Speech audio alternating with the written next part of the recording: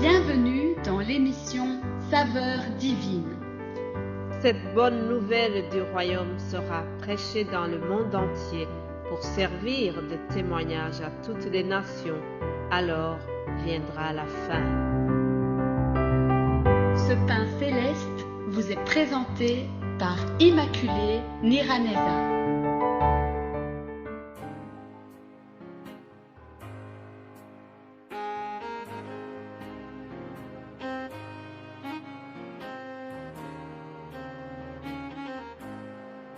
Shalom, shalom, bien-aimés de Dieu qui suivent l'émission Saveurs divines. C'est toujours au nom de notre Seigneur Jésus-Christ que je vous salue. J'espère que vous allez bien ensemble. Rendons grâce au Seigneur qui nous fait arriver ce vendredi, dernier jour de la semaine réservée aux émissions Saveurs divines. Alléluia. Ah, que toute la gloire revienne à notre Seigneur. Nous le remercions pour sa protection. Je le remercie vivement pour nous avoir donné de quoi vous partager pendant les 5 jours qui viennent de s'écouler. Alors, nous remercions aussi le Saint-Esprit parce que c'est le Saint-Esprit qui nous inspire. Chers amis, si je n'ai pas l'aide du Saint-Esprit, je ne saurais pas trouver de quoi vous partager du lundi au vendredi. Alors, je rends grâce à Dieu qui m'aide et au Saint-Esprit qui m'inspire. Alléluia.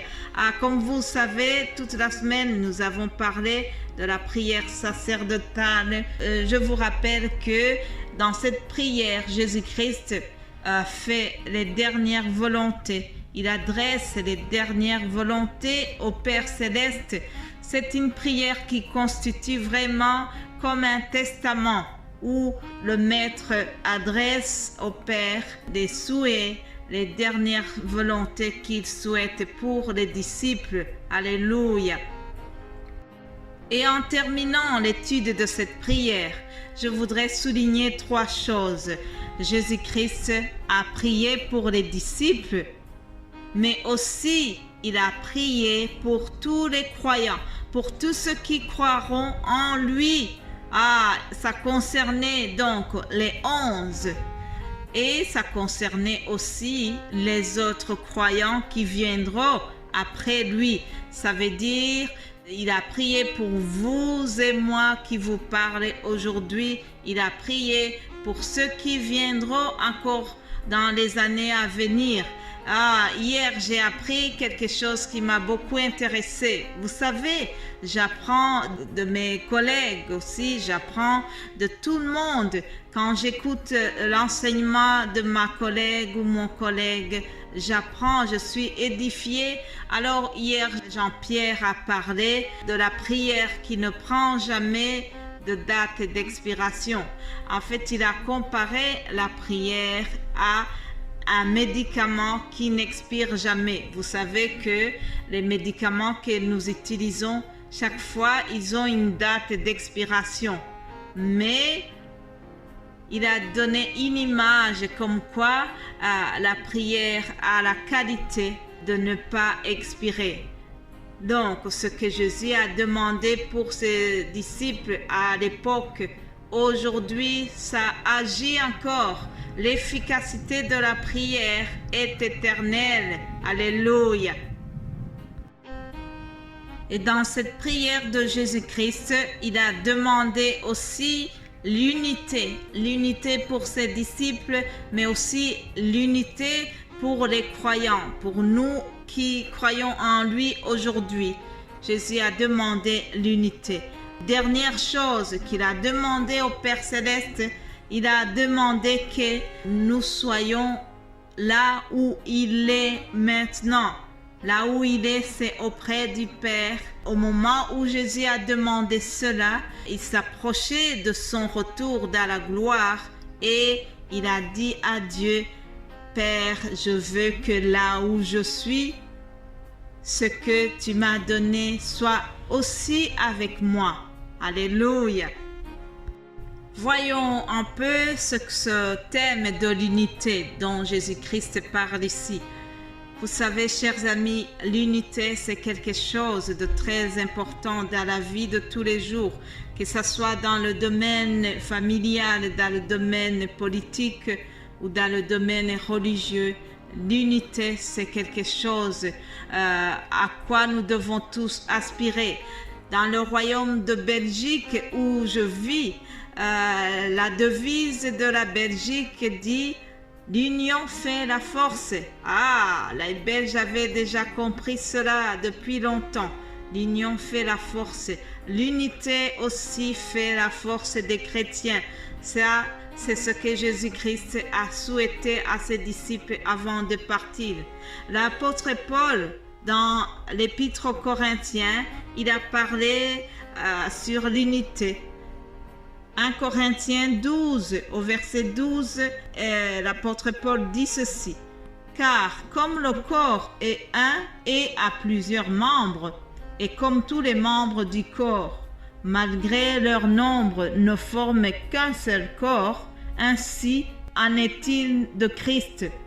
Nous avons tous en effet été baptisés dans un seul esprit pour former un seul corps, soit juif, soit grec, soit esclave, soit libre, et nous avons tous été abreuvés d'un seul esprit. Alléluia. Ainsi, le corps n'est pas un seul membre, mais s'il est formé de plusieurs membres. Alléluia. Ici, l'apôtre Paul parle de l'unité de l'Église. Dans un autre passage aux Éphésiens, Paul dira aux Éphésiens qu'ils doivent s'efforcer à conserver l'unité de l'esprit par le lien de la paix. Alléluia. C'est par la paix que nous pouvons conserver l'unité entre nous. Ah, chers amis, c'est quelque chose qui n'est pas toujours facile. Dans la vie pratique, il peut y avoir des désaccords, des incompréhensions, des tiraillements et des querelles. Mais c'est à cause de qui? C'est à cause du diable. C'est lui le grand diviseur. C'est lui l'ennemi de l'unité. Mais nous devons résister au diable. Nous devons toujours chercher la paix et l'unité en portant les fruits de l'Esprit Saint. Alléluia. Ça me rappelle un très bon cantique qui parle sur l'unité.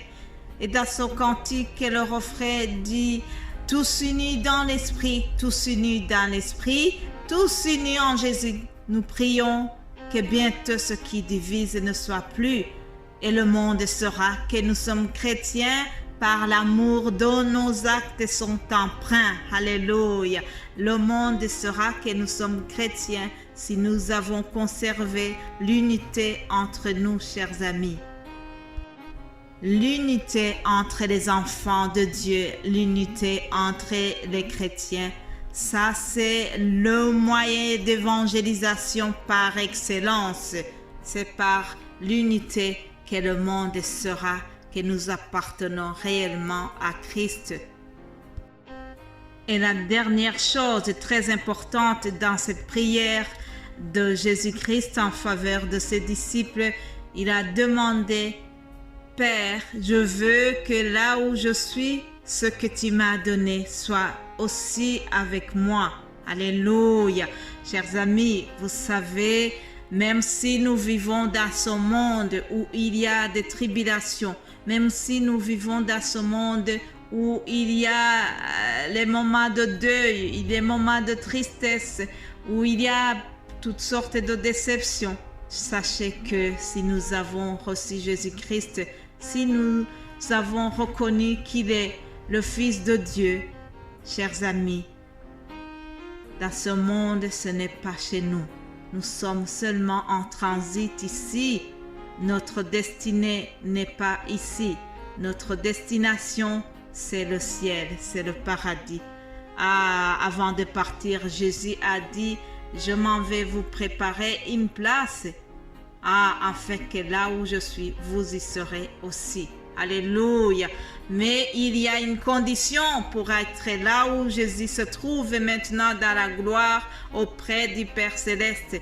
La condition, il faut croire en lui et il faut avoir renoncé à ses péchés et accepter Jésus-Christ comme son Sauveur et son Seigneur. Si tu ne l'as pas encore fait, je prie que vraiment ça soit ta motivation, que tu cherches à le rencontrer et à faire de lui le maître de ta vie. Voilà la condition pour être là où Jésus-Christ se trouve. Jésus-Christ reviendra nous chercher. Jésus-Christ nous attend car il nous a préparé une place et il reviendra nous chercher. Je prie que nous puissions un jour être ensemble auprès de lui dans la gloire céleste. Voilà, chers amis, ce qui termine nos émissions de cette semaine. J'espère que vous avez été bénis. Alors, je vous souhaite de passer un excellent week-end. J'aurai la joie de vous retrouver lundi. Soyez abondamment bénis. Soyez bénis au-delà de vos attentes au nom de Jésus-Christ. Amen.